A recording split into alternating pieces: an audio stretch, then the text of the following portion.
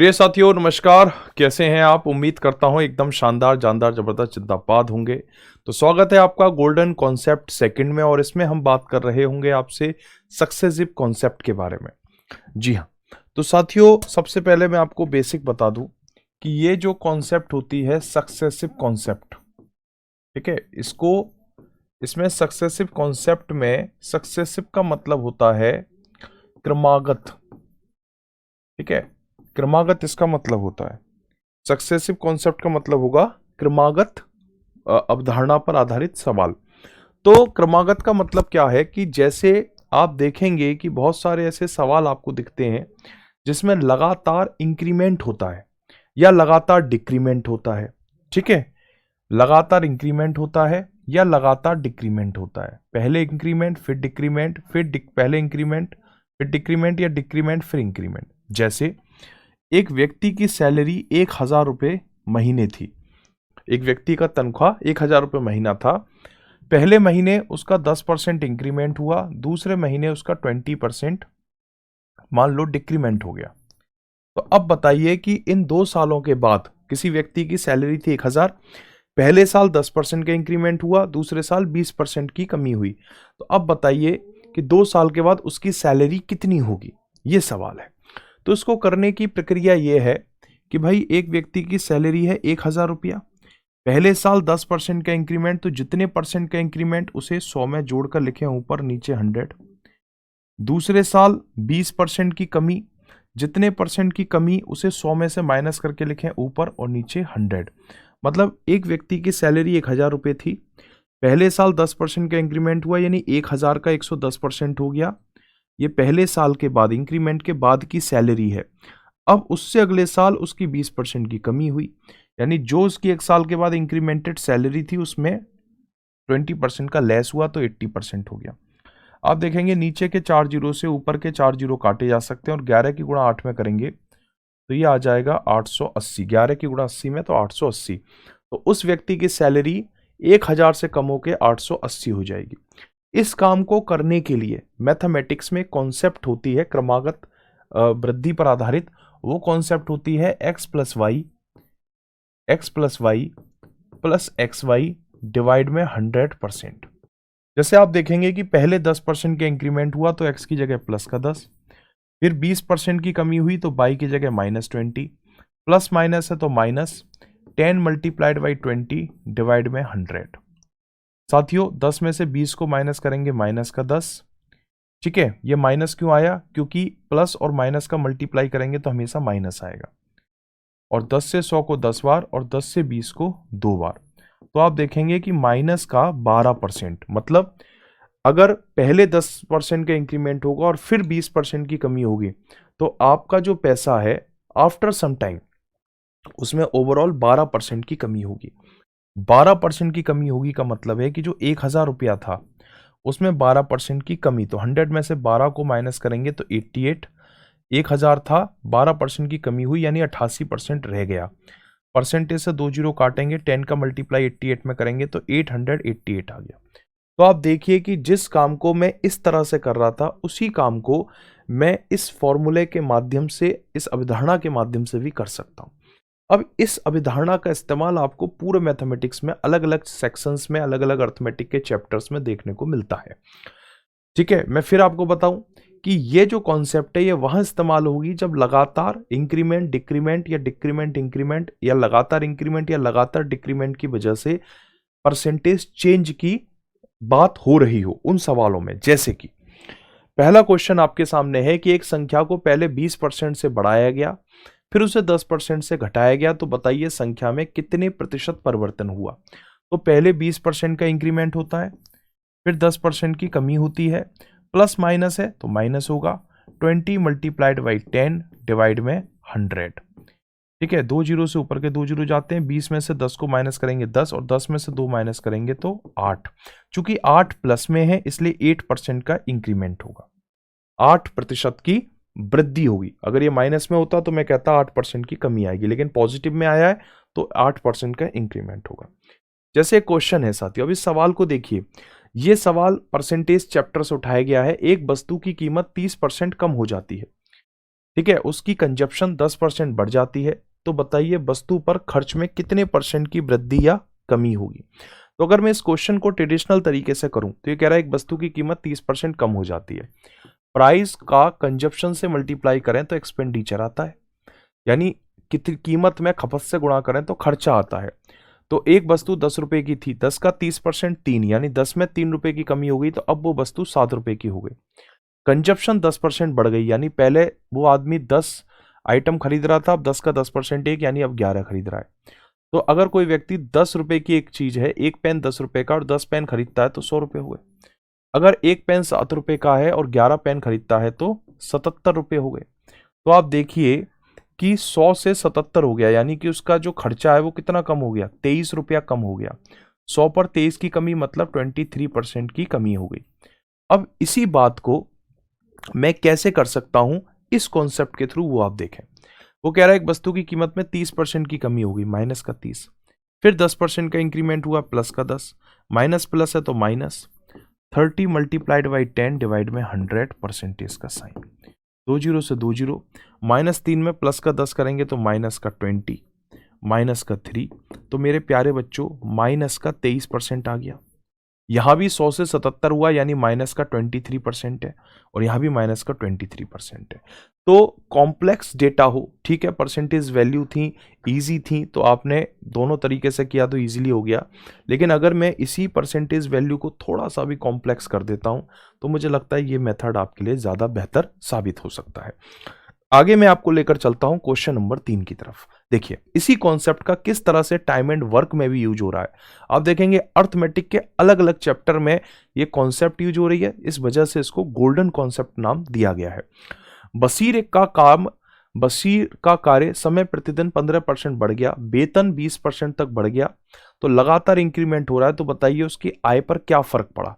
तो पहले 15% का इंक्रीमेंट, फिर 20% का इंक्रीमेंट, प्लस प्लस है तो प्लस 15 गुणा 20 बट्टे 100 परसेंटेज का साइन, 20 से 100 5 बार और 5 से 15 3 बार, 20 और 15 35 और 3 38, यानी कि कितना परसेंटेज चेंज हुआ, 38% का इंक्रीमेंट हो गया। 38%, उसकी आय कितने परसेंट तक बढ़ गई, तो 38% जो उसकी इनकम है वो साथियों 38% जो है यहां पर बढ़ती हुई दिखाई दे रही है। ठीक है,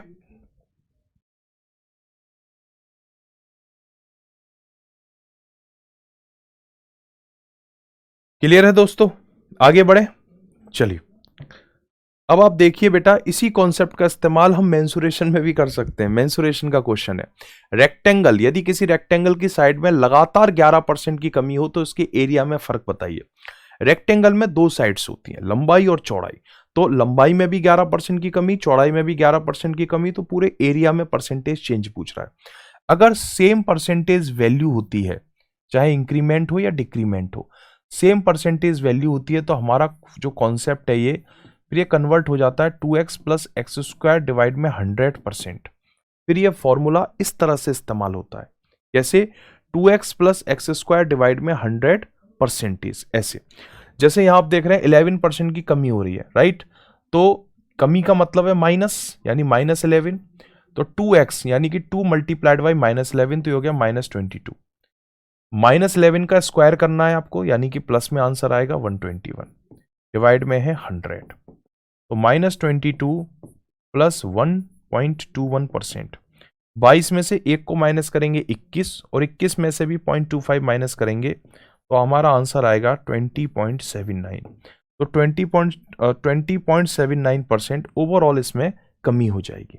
ठीक है, अगर कोई रेक्टेंगल है, अगर मैं उस रेक्टेंगल में उसकी लंबाई और चौड़ाई में 11% की कमी करता हूं तो ओवरऑल उस रेक्टेंगल में 20.79% की कमी हो जाएगी। किस में कमी हो जाएगी, उसके एरिया में कमी हो जाएगी। ठीक है साथियों, इसी कॉन्सेप्ट का इस्तेमाल आप देखें, एक सवाल है, परसेंटेज कॉन्सेप्ट का सवाल है। एक सिनेमा हॉल में सीटों की संख्या में 20% की इंक्रीमेंट होती है, जो कीमत है टिकट की उसमें 8% का इंक्रीमेंट होता है, तो बताइए रेवेन्यू पर क्या इंपैक्ट पड़ेगा। तो सेम यहां कॉन्सेप्ट यूज करेंगे, क्योंकि आपने देखा सीटों में परसेंटेज इंक्रीमेंट है, टिकट में परसेंटेज इंक्रीमेंट है, तो अब ओवरऑल क्या परसेंटेज चेंज होगा ये सवाल है। तो आप क्या करेंगे, +20 +8, प्लस प्लस है तो +20 मल्टीप्लाइड बाई 8 डिवाइड में 100 परसेंटेज साइन। 20 से 100 5 बार, 5 से काटेंगे 1.6 टाइम, 20 और 8 28 में एक जोड़ेंगे तो ये साथियों हो जाएगा 29.6% का ओवरऑल परसेंटेज चेंज आएगा, 29.6%। साथियों नेक्स्ट क्वेश्चन है, एक आयत की लंबाई में 40% बढ़ाया जाता है, चौड़ाई में 20% घटाया जाता है, तो बताइए एरिया में कितने परसेंटेज चेंज होगा। आप कर सकते हैं, पहले 40% का इंक्रीमेंट, फिर 20% की कमी, प्लस माइनस है तो माइनस होगा, 40 मल्टीप्लाइड बाई 20 डिवाइड में 100। याद रखना अगर प्लस प्लस है तो ऑलवेज प्लस होगा, प्लस प्लस है तो प्लस होगा, माइनस माइनस है तो प्लस होगा, अगर प्लस माइनस है तो माइनस होगा, अगर माइनस प्लस है तो भी माइनस ही होगा। तो 40 में से 20 को माइनस करेंगे 20, 20 से 100 5 और 5 से 40 8। तो आप कह सकते हैं कि सर 12%, चूंकि प्लस में है तो 12% का ओवरऑल इंक्रीमेंट यहां पर आपको देखने को मिलेगा। ठीक है साथियों, नेक्स्ट क्वेश्चन है कि एक सर्किल की रेडियस में 11% की कमी होती है, तो बताइए उसकी एरिया पर क्या इंपैक्ट पड़ेगा। सर्किल की रेडियस में 11% की कमी हो रही है, देखो सेम परसेंटेज वैल्यू दिखाई दे रही है आपको, अभी हमने किया था 11% की कॉन्सेप्ट पर ही, तो 20.79% इसका आंसर बन जाएगा। ठीक है, क्यों? क्योंकि भाई देखो जो वृत्त का क्षेत्रफल होता है ना वो पाई आर स्क्वायर होता है, यानी जो भी रेडियस है उसका स्क्वायर, यानी आर का मल्टीप्लाई आर से करना है। तो 11% की कमी हो रही है, कितनी बार? 2 बार। आर स्क्वायर है ना, यानी आर मल्टीप्लाइड बाई आर। अगर यहां आर क्यूब होता तो फिर यहां 11 की पावर 3 रखते, है ना। अगला क्वेश्चन है साथियों, यह कह रहा है कि एक निश्चित मोबाइल सेट के कीमत पर 10% की डिस्काउंट दी जाती है, फिर कम किए गए मूल्य पर 10% की छूट और दी जाती है। क्रमिक छूटों की यह श्रृंखला की एक एकल छूट के समतुल्य क्या होगी? यह क्वेश्चन आपसे पूछ रहा है। इस क्वेश्चन का साथियों आंसर बताने का प्रयास करें। आप देखें कि पहले डिस्काउंट दे दिया, फिर डिस्काउंट दे दिया। डिस्काउंट का मतलब होता है कमी। ठीक है, तो पहले 10% की कमी हुई, अगेन 10% की कमी हुई, माइनस माइनस है तो प्लस, 10 मल्टीप्लाइड बाई 10 डिवाइड में 100 परसेंटेज का साइन। ये हो गया -20 और ये हो गया +1। -20 में +1 करेंगे तो -19%, यानी ओवरऑल 19% की कमी होगी। वो पूछ रहा है जो ओवरऑल कमी होगी वो कितने परसेंट की कमी होगी? 19%। लेकिन देखने में लग रहा है कि पहले 10% की छूट है, 10% की छूट है, तो ओवरऑल 20% हो गया। 20 नहीं होगा, 19 होगा। ठीक है, क्यों होगा? क्योंकि सक्सेसिव डिक्रीमेंट की कॉन्सेप्ट 19% बनाती है। साथियों कंपाउंड इंटरेस्ट आपने इस चैप्टर के बारे में जरूर सुना होगा, इस पे क्वेश्चंस भी किए होंगे। चक्रवृद्धि ब्याज जो होती है वो क्रमागत वृद्धि के उदाहरण को दर्शाती है। जब लगातार वृद्धि होती है, क्रमागत वृद्धि, सक्सेसिव इंक्रीमेंट, तो हमारा गणित में एक नई शाखा इजाद होती है जिसे हम कंपाउंड इंटरेस्ट कहते हैं। लेकिन जब लगातार कमी होती है तो वहां पर एक नई शाखा बनती है, उसको हम डिस्काउंट यानी कि बट्टे वाले सवाल कहते हैं, जिसका ये एग्जाम्पल था। सक्सेसिव डिस्काउंट पर आधारित जो सवाल है, सक्सेसिव डिक्रीमेंट जो है वो डिस्काउंट कहलाता है और डिस्काउंट पर बेस्ड ये क्वेश्चन है। अगर मैं आपके सामने कंडीशन रखता हूं, जैसे एक व्यक्ति है जो बैंक में 1000 रुपया जमा करता है, कंपाउंड इंटरेस्ट के हिसाब से जमा करता है। ठीक है, एक व्यक्ति 1000 रुपया 10% पर एनम के हिसाब से 2 साल के लिए बैंक में जमा करता है। ठीक है, एक व्यक्ति 1000 रुपये 10% पर एनम के हिसाब से 2 साल के लिए बैंक में जमा करता है। तो अब उस व्यक्ति को कितना कंपाउंड इंटरेस्ट मिलेगा, कितनी चक्रवृद्धि ब्याज मिलेगी? मैंने अभी आपको बताया कि चक्रवृद्धि ब्याज सक्सेसिव इंक्रीमेंट को दर्शाती है, यानी कि जो 10% की ग्रोथ है ये लगातार 2 साल होगी। पहले साल भी 10% की ग्रोथ, दूसरे साल भी 10% की ग्रोथ। तो आपको इस क्वेश्चन को सॉल्व करने के कई तरीके हैं। एक पारंपरिक तरीका यह है कि भाई 1000 रुपया आपने बैंक में जमा किया, 10% के हिसाब से पहले साल का इंटरेस्ट लगेगा 100 रुपया, और 1000 रुपये पे 10% के हिसाब से दूसरे साल का इंटरेस्ट लगेगा 100 रुपया। चूंकि कंपाउंड इंटरेस्ट में इंटरेस्ट पर इंटरेस्ट लगता है, तो जो पहले साल का 100 रुपया, इस पर भी 10% लगेगा, 10 रुपया। तो ओवरऑल जो सीआई बनेगी वो 210 रुपए की बनेगी। जो कंपाउंड इंटरेस्ट होगा ओवरऑल 210 रुपये होगा।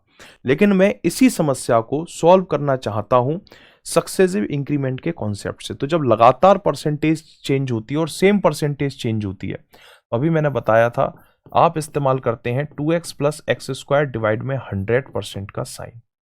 तो ये आपको करना है। x की वैल्यू यानी रेट ऑफ इंटरेस्ट 10 है, तो 10 का डबल 20 और 10 का स्क्वायर 100, 100 में 100 से डिवाइड करूंगा 1, तो ये आ जाएगा 21%। यानी जितना भी पैसा है 1000, अगर आप इसका 21% निकालेंगे, परसेंटेज से 20, तो 210 आएगा और ये 210 रिप्रेजेंट करेगा कंपाउंड इंटरेस्ट को, कंपाउंडिंग को ये रिप्रेजेंट करेगा। ठीक है, तो आप देखें कि कितना इजी हमारे लिए हो जाता है कि हम ओरल विदाउट यूजिंग पेन भी कर सकते हैं। 1000 रुपए पे 10% पर एनम के हिसाब से 2 साल की सीआई क्या है, 2x plus x square divide में 100, यानी 10 का डबल करो 20 और 10 का स्क्वायर 100, 100 में 101, 20 प्लस 1 21, यानी 1000 का 21% निकालो 210 आ जाएगा। ठीक है साथियों, अगर आपको ये कॉन्सेप्ट क्लियर हुई है तो आप मुझे एक सवाल का जवाब दीजिए और कमेंट बॉक्स में इसका आंसर दीजिए कि अगर प्रिंसिपल जो है वो 7000 रुपये है और रेट ऑफ इंटरेस्ट साथियों 20% है, टाइम है 2 साल का, समय है 2 साल का, तो बताइएगा कि सीआई क्या होगी। ठीक है, 7000 रुपए पर 20% रेट ऑफ इंटरेस्ट के हिसाब से 2 साल पर कितनी कंपाउंड इंटरेस्ट बनेगी। इस प्रश्न का उत्तर आपको सक्सेसिव इंक्रीमेंट की कॉन्सेप्ट का यूज करते हुए देना है। ठीक है, तो इस वीडियो में इतना ही साथियों। अब मैं आपसे मुलाकात करूंगा next golden ratio 3rd video में, जिसमें हम चर्चा कर रहे होंगे डिजिटल सम की महिमा के बारे में, डिजिटल सम को किस तरह यूज कर सकते हैं, उसकी सिग्निफिकेंस और मैग्निफिकेंस के बारे में। इस सेशन में इतना ही। Thank you. जय हिंद, जय भारत।